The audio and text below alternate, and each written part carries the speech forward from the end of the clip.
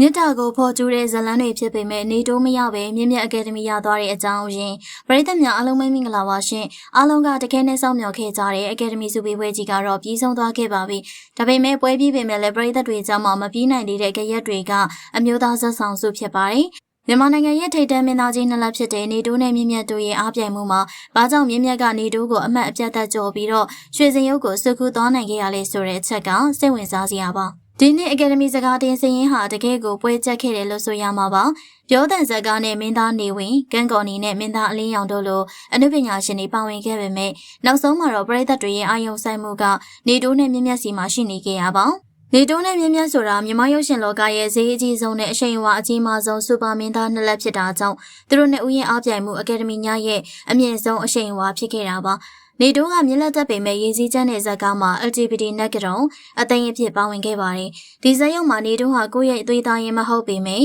မိဘမဲနေတဲ့တူလေးနဲ့တူမလေးပုံမှာထားရှိတဲ့ဦးလေးတယောက်ရဲ့စစ်မှန်တဲ့မြတ်တာကိုအသက်ပပါပုံဖော်နိုင်ခဲ့ပါတယ်။နက်ကရင်နဲ့ပင်ပန်းစင်းရဲခံရင်ကလေးတွေကိုလူလာမြအောင်ကျွေးမွေးခဲ့တဲ့နေတိုးရဲ့တရုပ်ဆောင်ချက်တွေကပရိသတ်ကိုမျက်ရည်ကျစေခဲ့တယ်လို့အကယ်ဒမီပေးမယ်ဆိုရင်လည်းလုံးဝထိုက်တန်နေတာအမှန်ပါ။ဒါပေမဲ့မြင့်မြတ်ရဲ့အမည်စာဇာတ်ကားကတော့အကယ်ပြတ်တိုင်တွေရဲ့အမှတ်ကိုပို့ပြီးတော့သိမ့်ပိုက်သွားနိုင်ခဲ့ပါတယ်။မြင့်မြတ်ကဒီဇာတ်ကားမှာအောက်ခြေလူရန်စာစီပင်ဝင်တန်းတအုပ်ဖြစ်နေတရုပ်ဆောင်ခဲ့ရပါ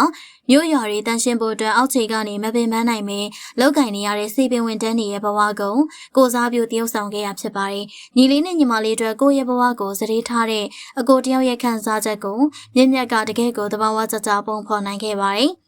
အကယ်ပြတ်တိုင်တွေကနေတိုးထန်မြင့်မြတ်ကိုဘာကြောင့်မျက်နှာသာပေးခဲ့လေဆိုတဲ့အချက်တွေကိုအခုလိုပဲတွေ့ရှိရပါတယ်။မြင့်မြတ်ကဒီကရိုက်တာပြီးပြင်ဖို့အတွက်တကယ်စီပင်ဝန်ထမ်းတွေကြားတဲ့အထိသွားရောက်လေ့လာခဲ့တယ်လို့တကယ်ကိုနန်းစော်နေတဲ့အမိုက်ပုံကြီးတွေကြားထဲမှာအနုပညာအတွက်အနစ်နာခံပြီးတော့တရုပ်ဆောင်ခဲ့ရပါ။မင်းသားတယောက်အနေနဲ့အမိုက်ပုံတွေထိဆင်းဖို့ဆိုတာမလွယ်ကူတဲ့ကိစ္စပါ။နေတိုးရဲ့အသိန်းကရိုက်တာကကောင်းမွန်ပေမဲ့မြင့်မြတ်ရဲ့တရုပ်ဆောင်ချက်တွေကပို့ပြီးတော့သဘာဝကျပြီးအောက်ခြေလူရန်စားဘဝနဲ့တသားရေးကျနေခဲ့ရဖြစ်ပါတယ်။နေတိုးက LGBT ကရိုက်တာပေါင်းစုံကိုအရင်ကလည်းအချိန်ချင်းတရုပ်ဆောင်ခဲ့ဘူးလို့ပရိသတ်အတွက်ရောဒိုင်းတွေအတွက်ပါအနှဲငယ်ရိုးအီနေနိုင်တာကမြင့်မြတ်အတွက်အမှတ်သားသွားစေတဲ့အချက်ပါမြင့်မြတ်ကိုသူ့ရဲ့အနုပညာတငယ်ချင်းတွေကဇက်လိုက်လို့ခေါ်ကြသလိုသူ့ရဲ့ကရိုက်တာကစီပင်ဝင်တန်းတယောက်ရဲ့ဘဝကိုထိထိမိမိပုံဖော်နိုင်ခဲ့ပါတယ်